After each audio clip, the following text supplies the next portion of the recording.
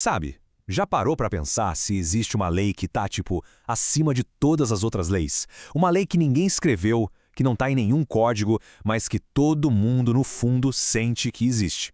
Pois é, hoje a gente vai mergulhar de cabeça nessa ideia fascinante: o direito natural. E para começar, uma pergunta que parece simples, mas que, olha, é a base de tudo. Uma lei, só porque é uma lei oficial, escrita no papel, é sempre justa? Se um governo decide algo, aquilo automaticamente se torna o certo a fazer? Essa dúvida, meu amigo, está no coração de um debate que atravessa séculos.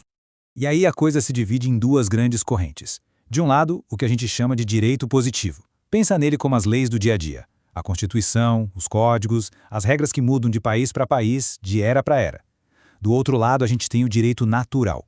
A ideia de que existem princípios de justiça que são, bem, naturais, universais, que não mudam, não importa onde ou quando. Ok, então vamos lá. Vamos desvendar o que é, afinal de contas, essa tal de lei natural.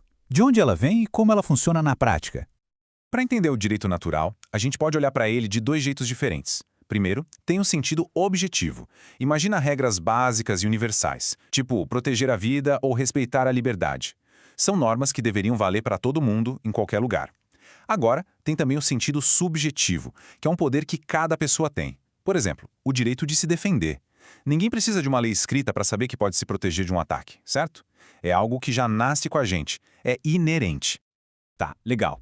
Mas aí fica a pergunta, né? Se não foi um ser humano que escreveu essas leis, de onde é que elas surgiram? Quem ou que definiu essa justiça que seria universal? Olha, ao longo dos séculos, essa pergunta teve basicamente três grandes respostas. A primeira dizia que a fonte era a própria ordem do universo, o cosmos. A segunda, que era a vontade de Deus.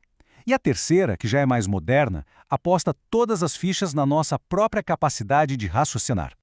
E o mais legal é ver como essa ideia foi mudando de cara com o tempo. Lá na Grécia Antiga, os filósofos olhavam para o universo e viam uma ordem natural, uma justiça cósmica. Aí, pulando para a Idade Média, a explicação passou a ser divina. O direito natural era a lei de Deus. Então, chega o iluminismo e pensadores como John Locke dizem: peraí, a gente não precisa olhar para o céu ou para as estrelas. A resposta está aqui, na nossa própria cabeça. A razão pode nos mostrar o que é justo. Mas o ponto-chave, o pulo do gato, é o seguinte: não importa a fonte, se era o cosmos, Deus ou a razão, a conclusão era sempre a mesma. Essa lei natural é superior a qualquer lei criada pelos homens. Ela é a régua, o padrão final para a gente julgar se uma lei é justa de verdade ou se é só uma regra arbitrária. Uma outra característica que define o direito natural é essa ideia de que ele é imutável, ou seja, ele não muda com a moda, com a política, com o tempo. Seria algo eterno, valendo para sempre e para todo mundo. Só que aí, isso levanta uma questão bem espinhosa. Ter um padrão de justiça que nunca, jamais muda, é sempre uma coisa boa? Pois é, aqui a gente vê que essa história de ser imutável é tipo uma faca de dois gumes. O lado positivo é óbvio. Ter um padrão ético universal é fantástico para defender direitos humanos. Mas o lado negativo é que essa rigidez toda pode virar conservadorismo. Por exemplo, por muito tempo, a ideia de que a mulher deveria ser submissa ao homem foi defendida como algo natural, o que, claro, foi um obstáculo gigantesco para a igualdade. Mas olha que incrível, essa ideia que parece super filosófica, super abstrata, ela não ficou só na teoria não. Ela saiu dos livros, foi para as ruas e virou o combustível de algumas das maiores revoluções da história da humanidade. Vamos dar uma olhada em como essa faísca virou um incêndio. A noção de direitos naturais foi essencial para o Bill of Rights inglês, que botou um freio no poder absoluto do rei. Essa mesma ideia atravessou o oceano e inspirou a Revolução Americana. Depois, a Revolução Francesa. E, muito tempo depois, após a Segunda Guerra, foi a base da Declaração Universal dos Direitos Humanos.